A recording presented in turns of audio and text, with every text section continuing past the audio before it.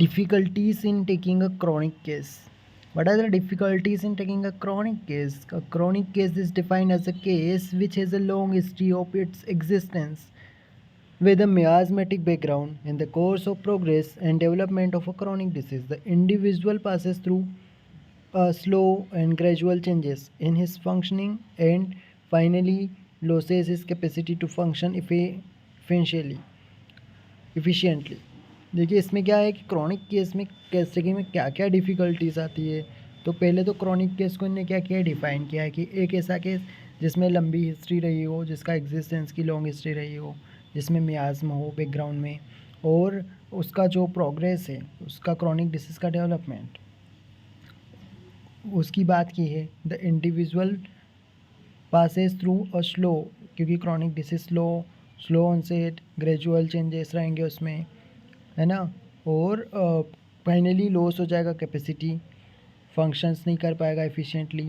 Only when the individual realize that is he is no more able to function effectively he seeks the opinion of a physician. जब उसको बहुत दिनों तक ये चलता रहेगा तब उसको इंडिविजुअल को रियलाइज़ होगा कि वो फंक्शन इफेक्टिवली अपने फंक्शंस नहीं कर पा रहा, तब उसको वो फिजिशियन को अपना ओपिनियन देगा। ठीक है, तो क्रॉनिक केस को डिफ़ाइन किया, इसमें लंबी हिस्ट्री मिलेगी उसके एग्जिस्टेंस की, मियाज़म उसके बैकग्राउंड में मिल जाएगा। और course of progress and development of chronic disease में कोई भी इंडिविजुअल में किस तरीके से होता है, उसका स्लो एंड ग्रेजुअल चेंजेस आएंगे फंक्शंस में, और फाइनली वो लॉस हो जाएगी उसकी कैपेसिटी फंक्शन करने की, एफिशिएंटली फंक्शन नहीं कर पाएगा। और तभी वो इंडिविजुअल रियलाइज़ कर पाएगा, जब वो फंक्शन नहीं कर पाएगा इफेक्टिवली तो वो फिजिशियन को अपना ओपिनियन देगा। When the physician interviews such as a sick person, some difficulties might come in the way of case taking. Some of the difficulties are discussed below. First difficulty is, since a chronic disease is gradual onset, it is difficult to ascertain the accurate time of its beginning.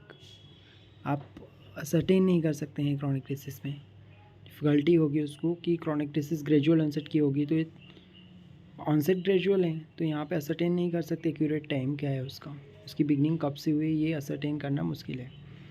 दूसरी difficulty क्या है, since the progress is slow and the some time unnoticeable and uneventful, many a time the patient can not recall the initial symptom in details. In such cases, only a few striking changes in the health are mentioned to the physician. Thus, acquiring all the components of the initial symptom will be difficult for a physician. मतलब इसका progress क्या है, slow है, अननोटिसेबल है, uneventful है, तो कई बार क्या होता है पेशेंट भी रिकॉल नहीं कर पाता है इनिशियल सिम्टम्स को। ऐसे केसेस में कुछ ही स्ट्राइकिंग चेंजेस रहते हैं हेल्थ में जो कि मेंशन करेगा पेशेंट फिजिशियन को। Thus, acquiring all the component of initial symptom will be difficult for a physician. तो इनिशियल कंपोनेंट को फाइंड आउट नहीं कर पाएगा फिजिशियन। तीसरी डिफ़िकल्टी क्या है, initially when a disease start with a few trivial symptoms, the patient does not attach much importance to them and tries to think that they are insignificant. Only the subsequent grave changes are remembered. Therefore, there is a tendency to present only a partial picture of the disease in a chronic disease. तो जब भी chronic disease होती है तो इसमें क्या होता है, मेनली जो ट्राइबल सिम्टम्स है वो पेशेंट नहीं बताएगा। Patient does not attach much importance to the most trivial symptoms को, तो वो बताएगा नहीं क्योंकि उसको वो इनसिग्निफिकेंट लगे थे। और जब उसमें ग्रेव चेंजेस आने लगेंगे, बहुत ज़्यादा चेंजेस आने लगेंगे, तो उनको ही वो याद रखेगा। और इसकी वजह से क्या, there is a tendency to present only a partial picture, इसमें पार्शियल पिक्चर ही प्रेजेंट करेगा डिसीज़ की। Four difficulties generally chronic case, a patient does not come to a physician in the beginning, the realization that he is sick occurs late in majority of the cases. मतलब उसको realise ही नहीं हो पाता, late realise होता है कि वो सिक है, बिगनिंग में तो आता ही नहीं है। Even when some realize it, they try to take some kind of palliative treatment by themselves due to the various reasons of might seek the help of some non-medical person. In the process of seeking relief from the symptom, a considerable time is wasted and the disease picture is greatly altered when they finally report to a homeopathic physician.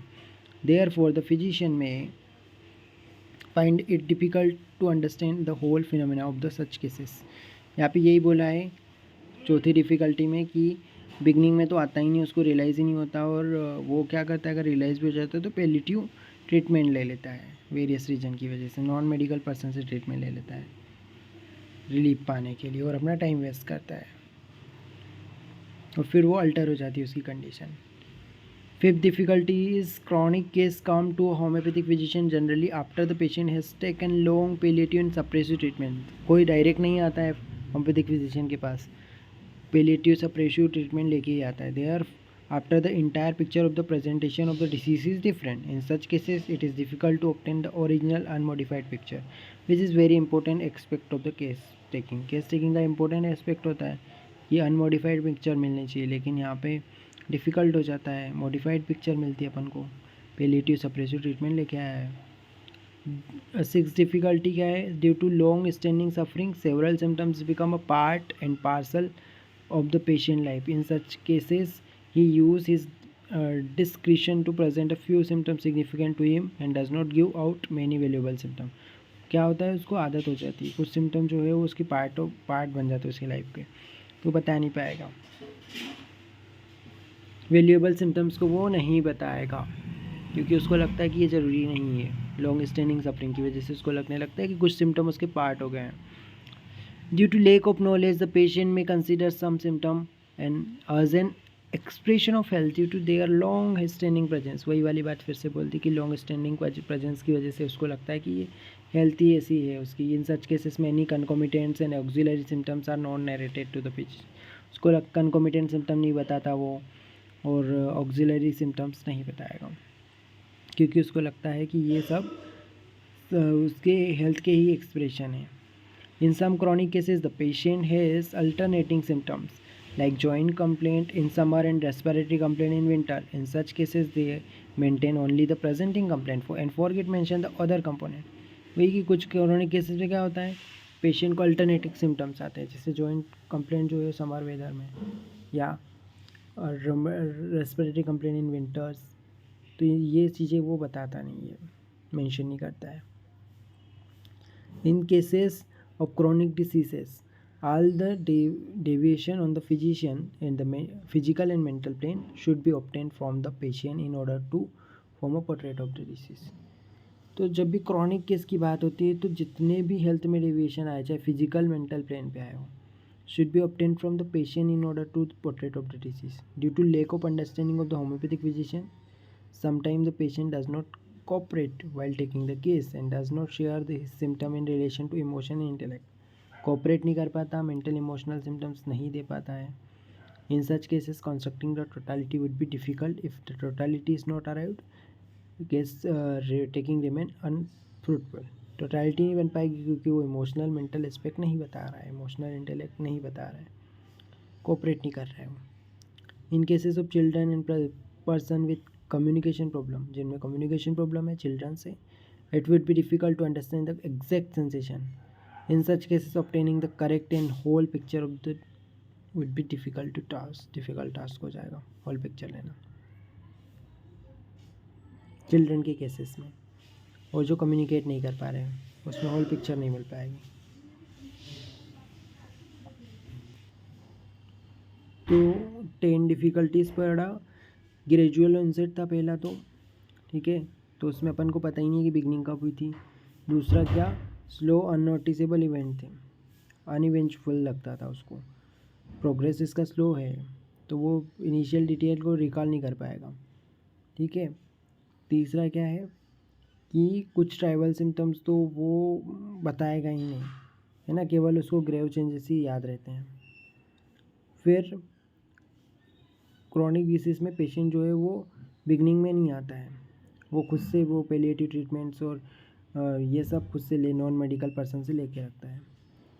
फिर suppression करा के आता है, palliation करा के आता है, तो उससे क्या अनमोडिफाइड पिक्चर ऑफ डिसीज़ मिलेगा, अनमोडिफाइड नहीं मिल पाएगी अपने को। अगला क्या था, कुछ सिम्टम उसके पार्ट हो जाते हैं, पार्सल ऑफ पेशेंट्स लाइफ। ऐसे केस में वो discretion to present a few symptom significant to him, मतलब उसको कुछ ही सिम्टम बताएगा, कुछ सिम्टम्स उसके पार्ट ऑफ लाइफ हो जाते हैं। और उसको नॉलेज नहीं होने की वजह से क्या होता है कि कुछ patient long standing presence long standing time से प्रेजेंट है अगर कुछ सिम्टम, तो उसको लगता है कि हेल्थ ही है, हेल्थ के ही एक्सप्रेशन है, और वो कंकॉमिटेंट और ऑक्सिलरी सिम्टम को नरेट नहीं कर पाता, फिर अल्टरनेटिंग सिम्टम्स को नहीं बताता। फिर क्या है, फिजिकल मेंटल प्लेन जो है बहुत ज़रूरी होता है, लेकिन कोऑपरेशन नहीं कर पाने की वजह से वो मेंटल सिम्टम, इमोशनल सिम्टम नहीं देगा। और चिल्ड्रन के केसेस में कम्युनिकेशन प्रॉब्लम वाले केसेस में अपन को डिफ़िकल्टी हो जाती है से एग्जैक्ट सेंसेशन को समझने में।